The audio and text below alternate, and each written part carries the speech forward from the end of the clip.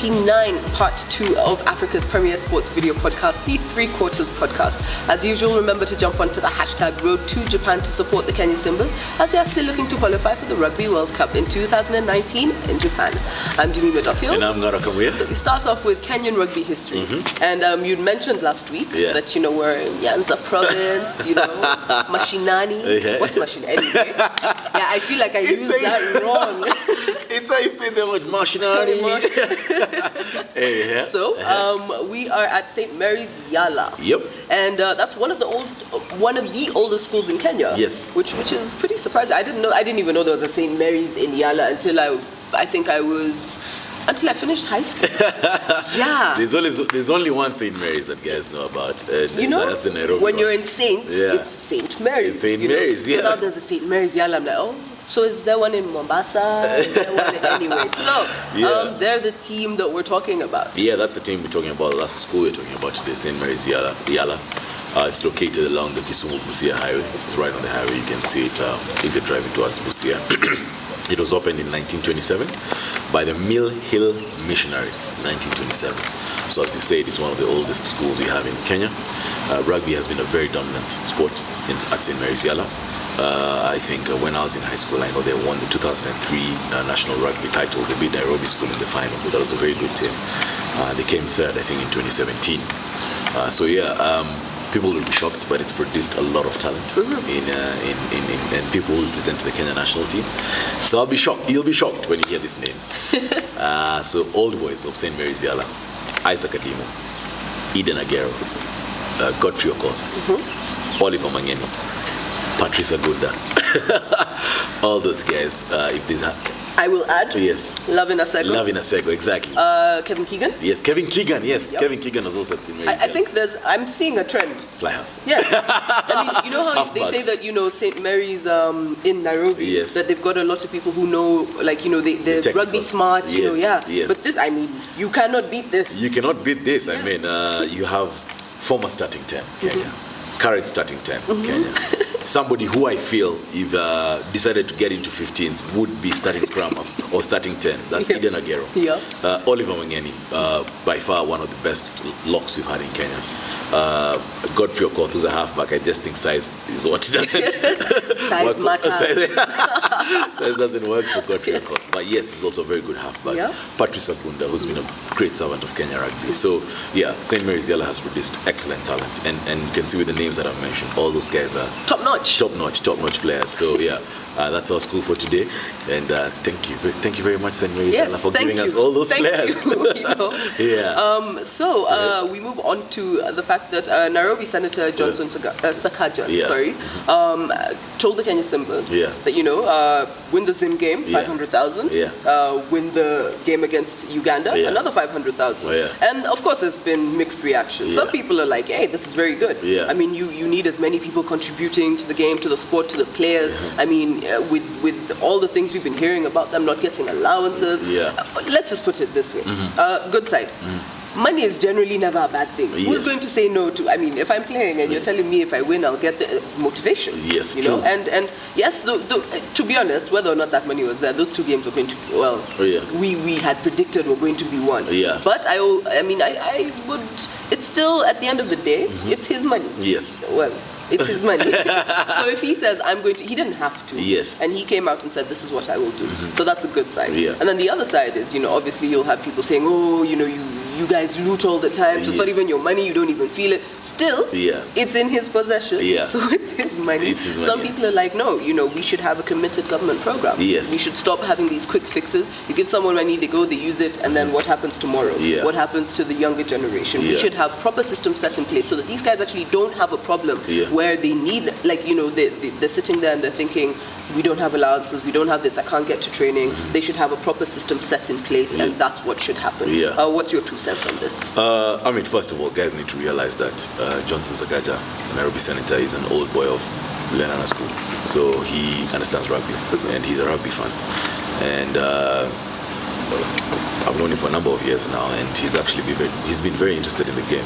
He might not come for the local games, but I remember at the time when I was meeting him, he was very interested in the local game.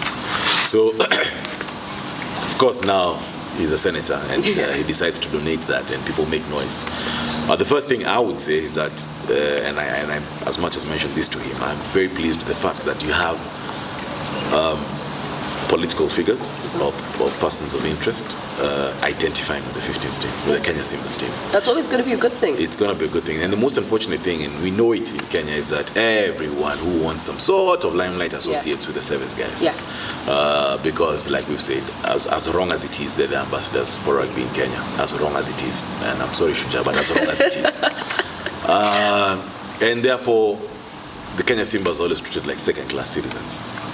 Despite the fact that it is their performances that always affect our world ranking. It's not the 7th team performances.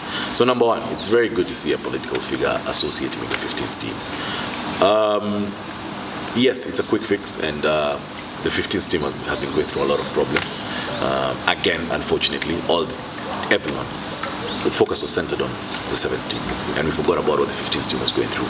While the 7th team are earning 100,000 shillings or thereabouts, the 15th team are earning like 10,000 per month. What is that? And these are the guys who are supposed to be affecting your ranking. What is that? But yeah,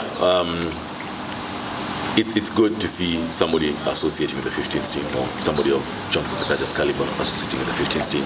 It's a quick fix. These boys need money, yes, but I'd actually like to see him take it a bit further and talk about those programs that we're talking about sponsor legislation that's going to bolster sports.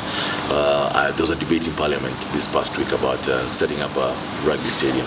I was just thinking about it. I'm like, nice when you're thinking about it. Like, better late than never. Better late than never, but nice when you're thinking about it. Like all these years down the line, that now you need to put some bit of focus on rugby, despite the sport being the second most popular sport in the country. Come on, guys! Like we need to put in a bit more focus. These guys, we are in Africa. Even just look at it in Africa, we are a powerhouse in rugby. When rugby is talked about in Africa, Kenya is mentioned. And therefore I feel that government need to sponsor legislation and policies, at least to put the infrastructure in place. There's this public-private partnerships that go on between government and private institutions. I would expect that government would be approaching someone to tell them, okay, fine, construct a stadium wherever it is. The union has land allocated in Kasarani or whatever it is. There's talk of some time back that the government had allocated land to Kenya Rugby Union, just as you turn off the showground where people normally play football. Whatever it is, just sponsor it, public-private partnerships, have these guys build a nice 20,000-30,000 seater. We don't need too many seats, 30,000 seater, and we'll be good to go. So look, as much as guys make noise about the fact that Sakaja it's his money, people have different opinions about his money, but it's his money. It's still his at the end of the day. It's still his money. I also like the fact that if for those who didn't notice, the Kenya Simbas were playing with a new set of very flashy boots. Yes. So apparently, again, it's Nairobi Senator Johnson Sakaja who went ahead and bought this boys' boots, bought this boys' sneakers, and actually attended their training session on Thursday. So I just feel I want to forget about the shenanigans about the money, and I just want to appreciate the fact that you have a political figure identifying with the 15th team. Because I say it repeatedly, and I know you agree with me, that these boys are the superstars of rugby in Kenya, and I think they just don't get the support and the attention that they deserve. And having somebody that high up identifying with them is just very good.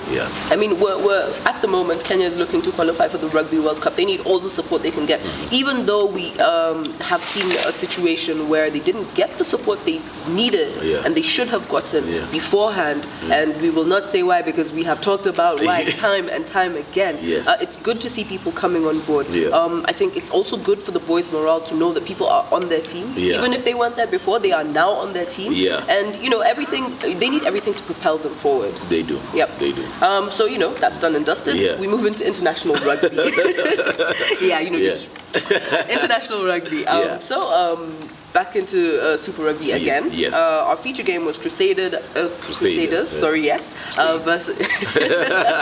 versus the Highlanders. Crusaders winning that game 45-22. At halftime, it was 25-17 to the Crusaders, and I mean, these guys are just, I think, Crusaders are like the blueprint of rugby in New Zealand. in terms of conditioning, in terms of structured play, in terms of teamwork, and they exemplify that each and every week. They are not as flashy, like I said.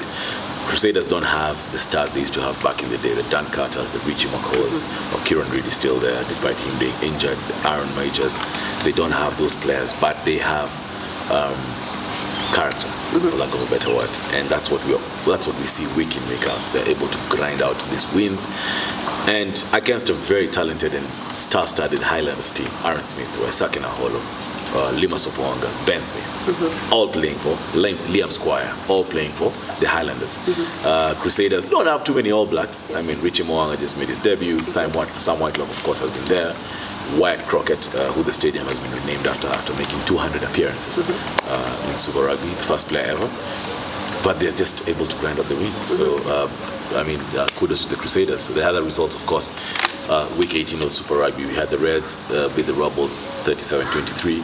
We had the Chiefs beat the Brumbies 24-19. We had the Canes, the Hurricanes beat the Blues 42-24. We had the Warriors beat the Sunwolves, 27-25. We had the Bulls beat the Jaguares 43-34, and we had the Stormers beat the Sharks in Newlands 27-16. Well, that's all we have time for today. Yeah. But to watch more on the Three Quarters podcast, you guys can also follow us on social media. Yeah. That is by following us on Instagram, liking our page on Facebook, and subscribing to our YouTube channel. I'm Domingo Duffield. And I'm Nara Kamuya. See you in part 3.